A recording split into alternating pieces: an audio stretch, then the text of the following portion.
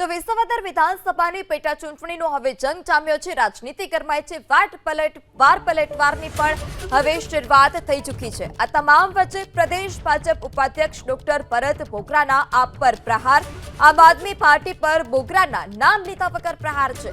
Paris જેવા રોડને લઈ વિરોધીઓ ખોટો પ્રચાર કરતા હોવાનો પણ ભરત બોગરાએ આરોપ લગાવ્યો છે। કિરીટ પટેલ કે જેઓએ કહ્યું હતું કે પેરિસ જેવા રોડ બનાવી આપીશ, તો આ તરફ ગોપાલ ઇટાલિયા કે જેઓ એક વિડીયો બનાવ્યો હતો અને તેઓએ કહ્યું હતું કે પેરિસ જેવા રોડ તો ઠીક છે, પરંતુ પેરિસ જેવા થીંગડાની શરૂઆત થઈ ચૂકી છે, થીંગડા મારવાની શરૂઆત થઈ ચૂકી છે। અને આ તમામ વચ્ચે હવે પ્રદેશ ભાજપ ઉપાધ્યક્ષ ડોક્ટર ભરત બોગરા કે જેઓએ આમ આદમી પાર્ટી પર પ્રહાર કર્યા છે। નામ લીધા વગર ભરત બોગરાએ આમ આદમી પાર્ટી પર પ્રહાર કર્યા।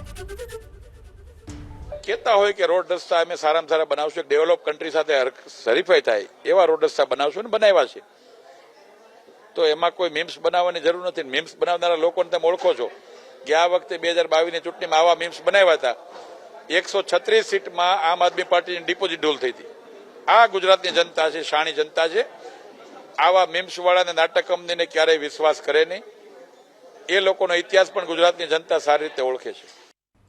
તો વિસાવદર વિધાનસભાની પેટા ચૂંટણીનો હવે જંગ જામ્યો છે અને આ તમામ વચ્ચે પ્રદેશ ભાજપ ઉપાધ્યક્ષ ડોક્ટર ભરત બોગરા કે જેઓએ આમ આદમી પાર્ટી પર પ્રહાર કર્યા છે। સહકારી બેંકમાં કિરીટભાઈ 2022માં ચેરમેન બન્યા ત્યારે બેંક નુકસાની કરતી હતી। એમણે બેંકને એક મંડળીનું ઓડિટ કરાવ્યું।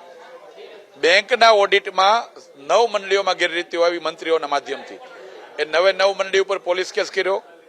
9 મંડળીની અંદર કેટલી ગેરરીતિ થઈ એની તપાસ કરી। એમને ખબર નથી મારે ચૂંટણી લડવા જવાનું છે। અને આજે ગયા વર્ષે જુનાગઢ બેંકનો નફો 45 કરોડનો હતો। તમે મને કહો કે પ્રમાણિકતાથી કામ કરનારા લોકોએ ખોટું કર્યું છે કે એને સાચું કર્યું છે? જે ગેરરીતિ હતી એને બંધ કરી છે અને જેમણે ગેરરીતિ કરી છે, હું મીડિયાના માધ્યમથી કહું છું કે એમની પ્રોપર્ટી જપ્ત થાય, એની હરાજીઓ થાય અને એના માધ્યમથી જે અન્યાય નિર્દોષ ખેડૂતોને થયો છે એને ન્યાય મળે એનું કામ પણ ભારતીય જનતા પાર્ટીના કાર્યકર્તા તરીકે અમે કરવાના છે। અને ખેડૂતો એ વાતથી કન્વિન્સ છે। હું 3 દિવસ પહેલા બધા ગામની મંડળીના ખેડૂતોને મળીને આવ્યો છું। કોઈ ઇસ્યુ નથી। ખોટી રીતે આ મુદ્દાઓ બનાવીને એક ષડયંત્ર ઘડીને ગુમરાહ કરવાની કોશિશ કરતા લોકોને વિસાવદર અને ભેસાણના ખેડૂતો ઓળખી ગયા છે।